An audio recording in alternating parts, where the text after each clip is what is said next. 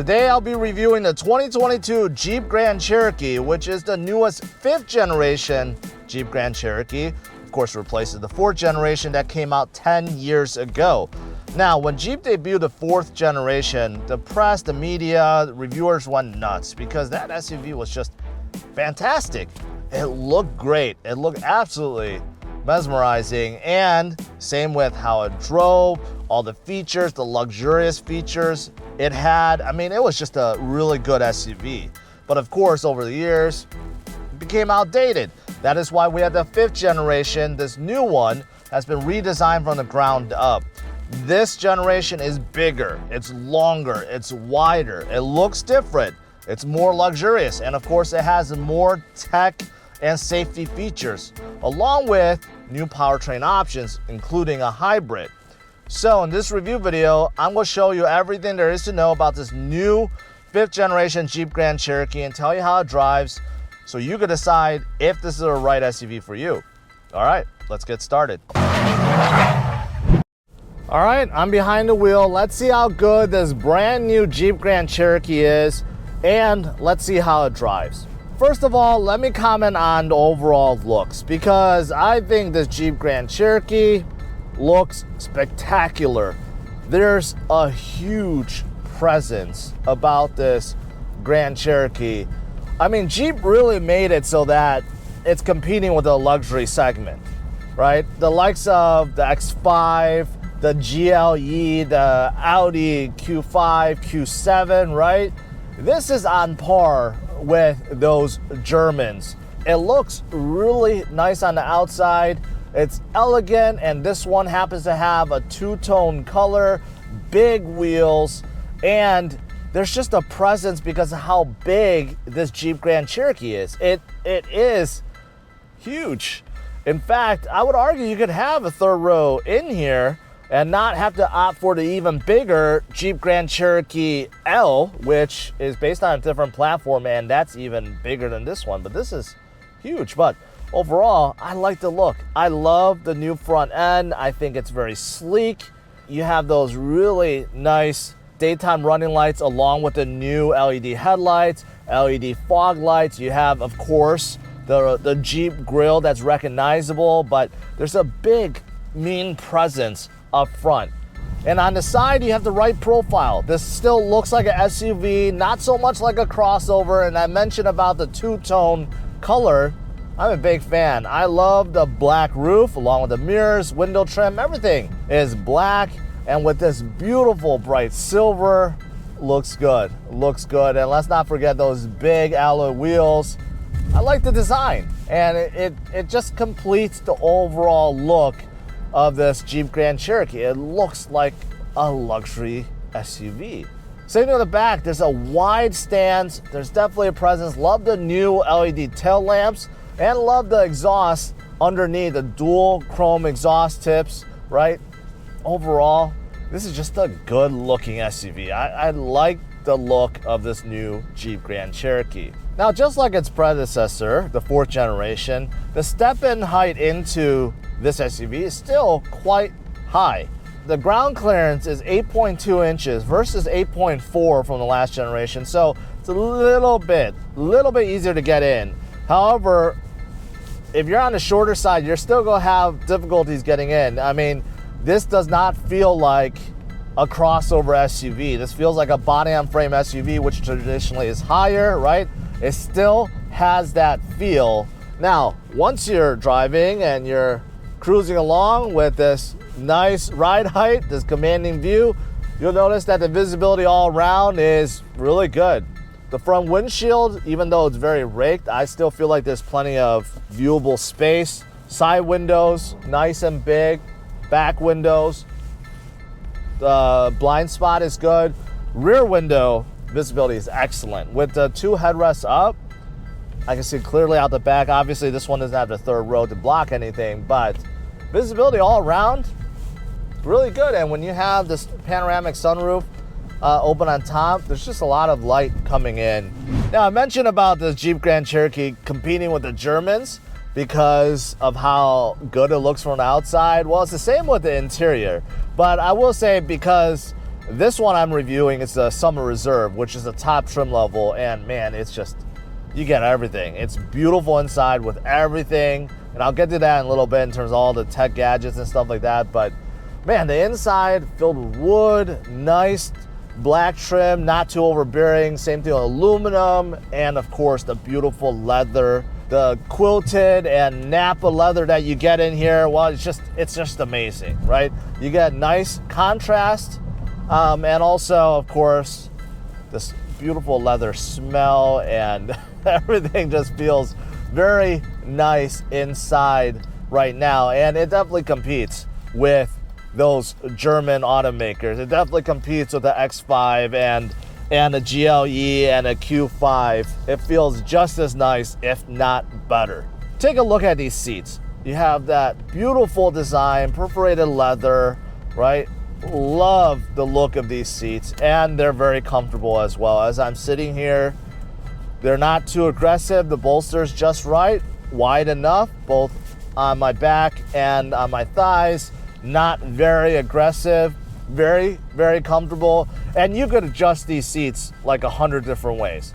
I'm not joking. There are so many.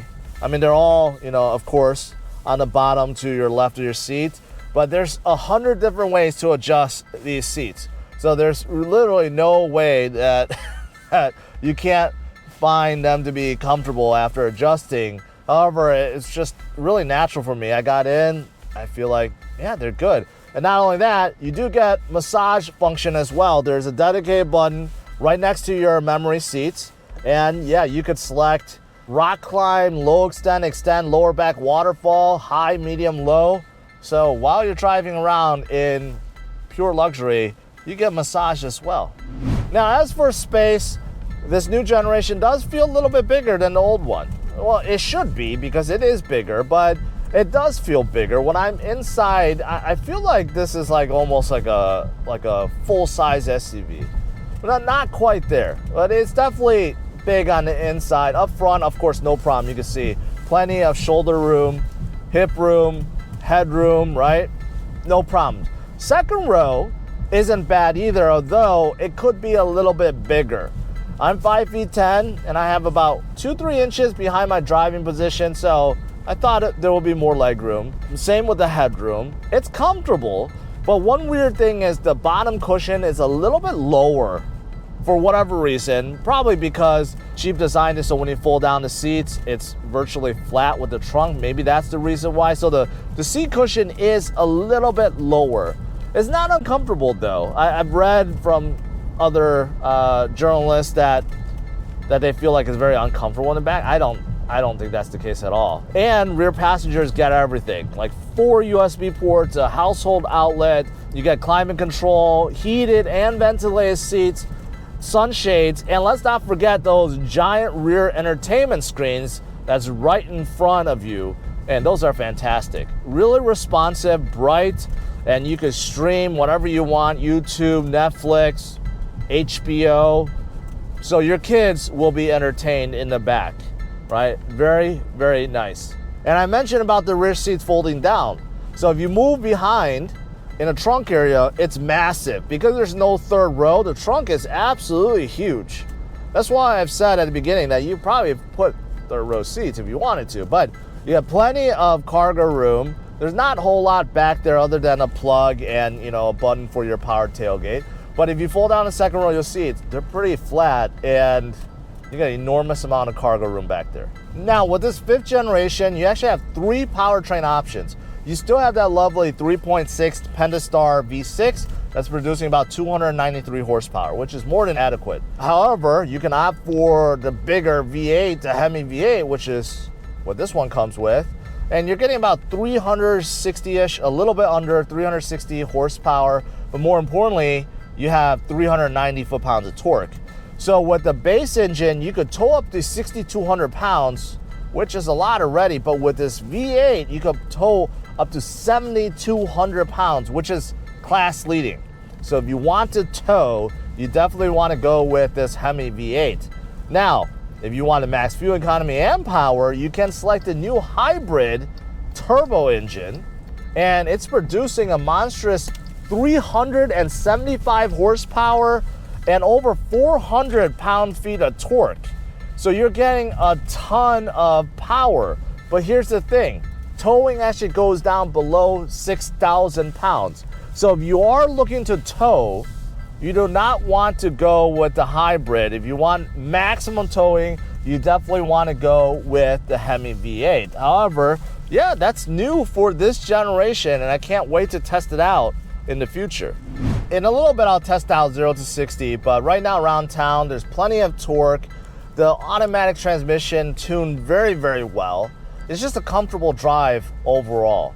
I mean, this is luxury level driving experience. The throttle feels great. There's no weirdness about it. I know that sounds weird, but sometimes with the throttle, you know, there's little hiccups or, you know, there's a little delay. Nothing like that. It's very linear. Same to the brakes. The brakes feel good. There's no surprise. It doesn't catch on too fast. Nothing like that. So the drive so far is fantastic. The suspension, very comfortable. This one does have height adjustable air suspension.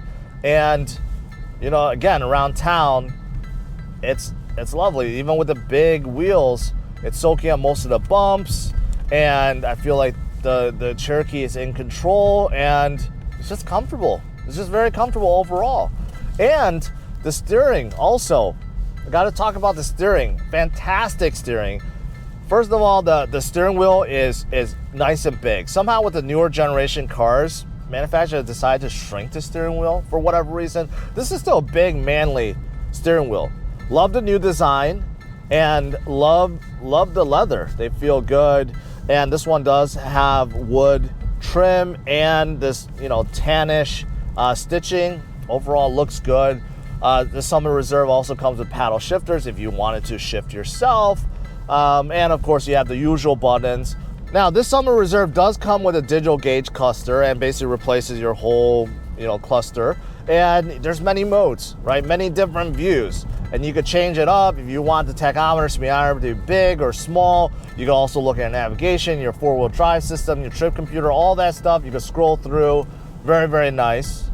And that's not all. That's not the only screen, because of course you get one for your infotainment system. This is Uconnect 5. This one comes with a large 10-inch screen, among the best in the class. Really bright. Love the resolution, very crisp and clear. And you know, you have some menu buttons on the bottom, really easy to understand. And it's completely customizable, but I mean, you can figure it out within seconds. Of course, you have wireless Apple CarPlay, wireless Android Auto, and you have Wi-Fi, and there's many, many different options. There is actually another 10-inch screen for the passenger. You have to enable it. There's a button on top. You can enable it, and the passenger can use that to watch whatever they want. There's actually an HDMI plug, so if you had something you want to plug in, this day and age, I don't know who's plugging in anything anymore. But yeah, you can watch something on there. You can also control the climate control and stuff like that, although as a driver, you probably don't want the passenger to do that, but they could. But there's a third screen here, and there's actually more. The rear view mirror, also, it's a screen. So if you wanted to enable it, you can enable the digital rearview mirror and see what's behind you in case there's someone blocking your view in the second row, right? So that technically is another screen. Wanted more screens? Well, technically there's a heads-up display in here.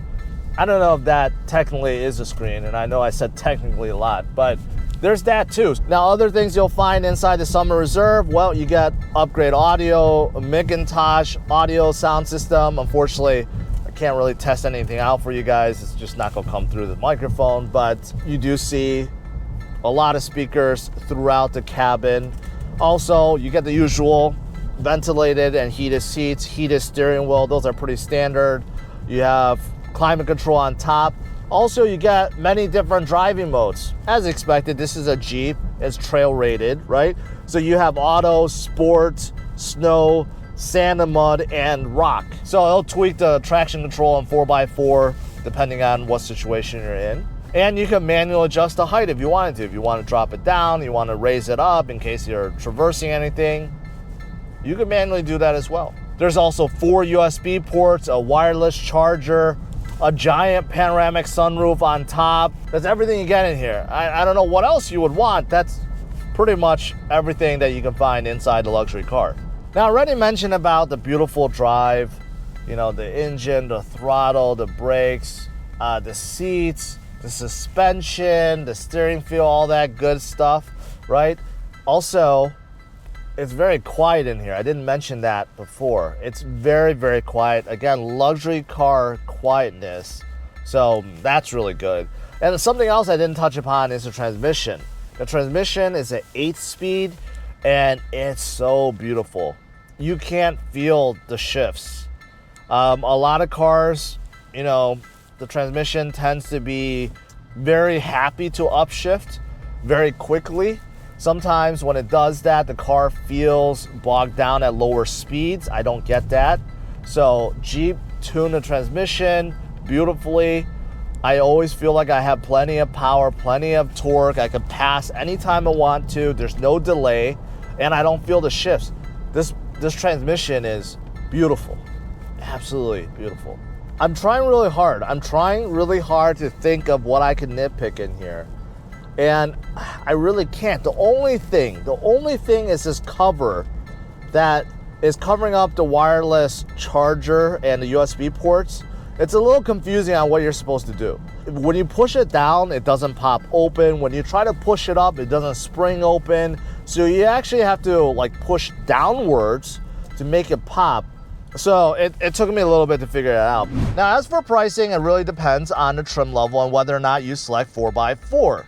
And there's a lot of trim levels to choose from. There's 7 to be exact. The base is the Laredo, and it comes in right under $41,000. If you want to add 4x4, it's additional $2,000. And keep that in mind, every trim level is $2,000 more to add 4x4, with the exception of Summit Reserve, and that's the top trim level, and that's the one I'm driving today. That comes with 4x4 standard. So the Laredo 4x2 comes in around $41,000. Then you have the Altitude, and there's a big price jump up to over $45,000. Limited, which is at $47,000. Then you have the Overland above $56,600. Then you have the Summit that's over $60,700. And finally, you have the Summit Reserve, and that's what I'm driving today, and basically comes fully loaded with everything. And it comes in around $67,175 to be exact. So there's a big gap between the base trim to the upper trim, around $26,000, and it really depends on what you want. So to conclude, I think Jeep did a phenomenal job with this 5th generation of the Grand Cherokee. It looks great on the outside. I think it has a really nice presence. It's really good on the inside. This cabin has been upgraded substantially. Very luxurious, especially with the Summit Reserve edition. You have all the screens you would ever want, all the tech gadgets, right? And this Grand Cherokee drives beautifully. The engine, this V8 engine, this transmission that's silky smooth. The steering feel, it's just phenomenal. You add it all together, the drive is world class. And as for the negatives, there's not a whole lot in terms of things I can nitpick on the inside. There's just not much. The only thing is I think Jeep has too many trim levels. There's 7 different ones. I went over every single one, right?